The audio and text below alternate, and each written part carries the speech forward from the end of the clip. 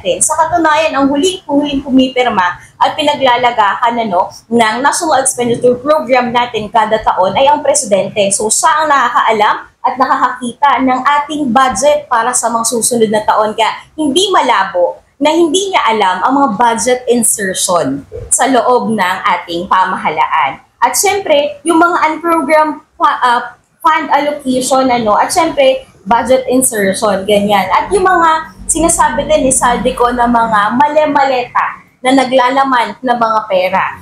At syempre, panawagan din ng mga taong bayan na katulad nilang mga salot sa bayan ay alis na, sobra na. Tama na. Napakinggan natin kanina ang mga hinaingong bawat sektor mula sa sektor ng mga manggagawang simbahan, sektor ng mga kabataan na kulang ang pondo para sa edukasyon. Pero sobra-sobra ang korupsyon na nangyayari.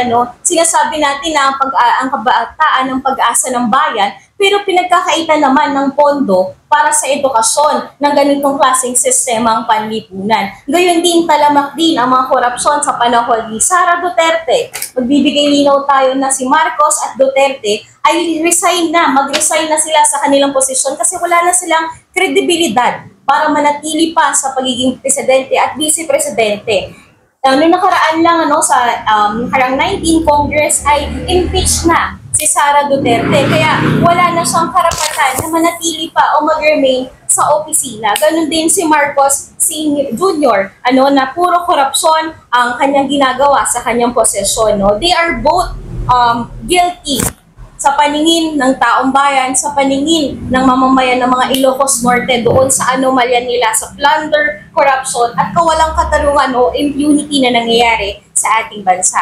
Sila din, particularly si Marcos Jr., ay responsable sa malalang militarisasyon na nangyayari sa mga komunidad dito sa Ilocos Region. Sa NEP National Expenditure Program ng 2026 ay may malaking pondo na nakaalat para sa pasismo ng Estado pagpapatayo ng ammunition dump construction sa Burgos, Ilocos Norte. Ibig sabihin, pagtatambakan tayo ng mga bala na gagamitin panggera ng Estados Unidos at ng mga military forces natin. Na ang unang-una namang sasalag dito ay yung mga kababayan natin. May pondo tayo para sa militarisasyon, may pondo para sa pasismo ng gobyerno, pero walang pondo para sa mga vulnerable sektor ng ating lipunan, kagaya na lamang ng mga manlalon at mangalap na maapektuhan ng mga malalaking proyektong sinasabi niyang renewable energy pero hindi naman napapakinabangan ng mamamayan at ng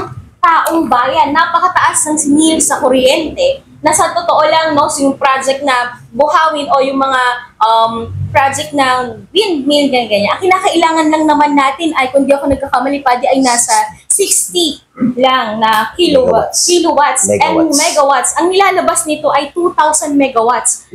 Hindi naman siya napapakinabangan ng mamamayan ng Ilocos Norte, kundi ang higit na nakikinabang sa kanya ay yung mga iilang naghaharing uri at yung mga foreign direct investors sa ating bansa. Nananawagan din kami sa kasalukuyan na itigil na ang mga militarisasyon sa mga komunidad ng mga katutubo, buwagin ang National Task Force to End Local Communist Armed Conflict na may malalading record ng korupsyon at pilit na pagpapasuko sa ating mga lider katutubo, lider masa at paniniktik sa mga kabataan na nagtataguyod at patuloy na lumalaban para sa ating mga batayang karapatan. At nandiyan din na dapat pagpupusan din ng gobyerno yung laban sa pagsirit ng presyo ng mga bilihin, particularly sa mga langis, pagsirit ng presyo ng mga bilihin sa merkado at supuin at panagutin ang makurap at maging yung sarili niya mismo.